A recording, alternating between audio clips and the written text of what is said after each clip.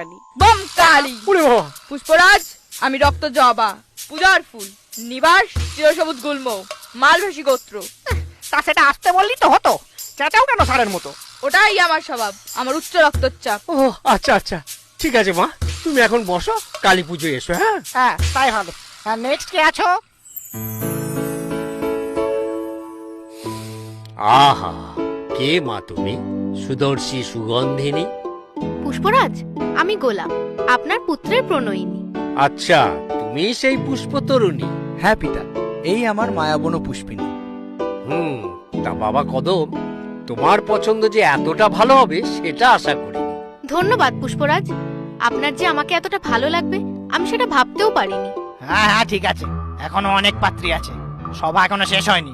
সেটা আমিও জানি, আর কথার মাঝে কথা এটাও একটা অভদ্রতা, সেটা আপনাকে কেউ শেখায়নি? বুধমশাই, এ তো কমলতাই কাঁটা, এতক্ষণ তো বোঝা যায়নি। পুষ্পরাজ, এটাও তো একটা কোন সম্পন্ন গৃহিণী। এটা তো ভেবে দেখিনি। যাকে